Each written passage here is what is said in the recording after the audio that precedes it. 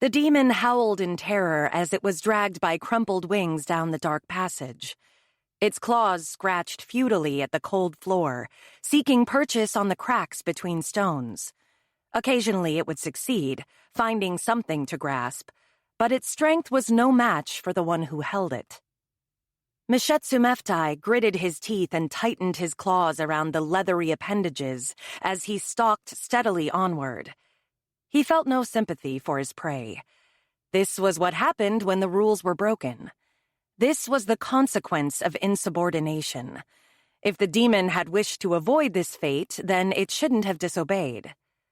A memory surfaced.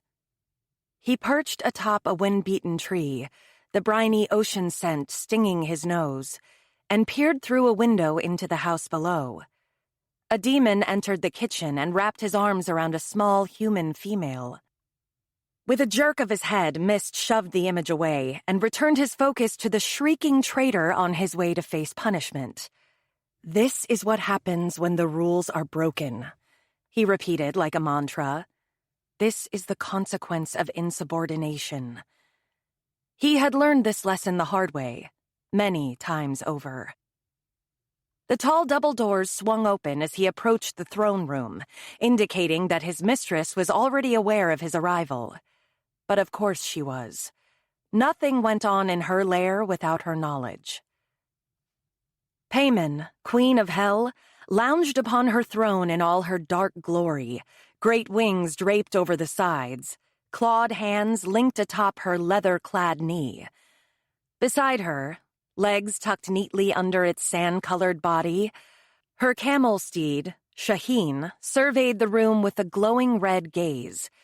The skeletal, cadaverous beast was her constant companion, and often spat at or bit anyone who showed the slightest disrespect to his mistress.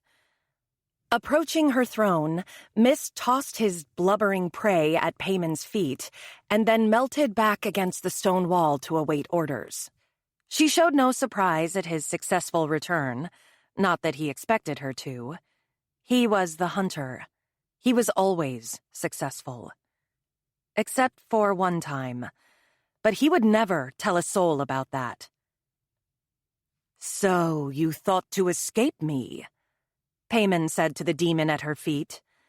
When her thin lips parted, 4 fangs were visible on her upper jaw, another 4 on the lower.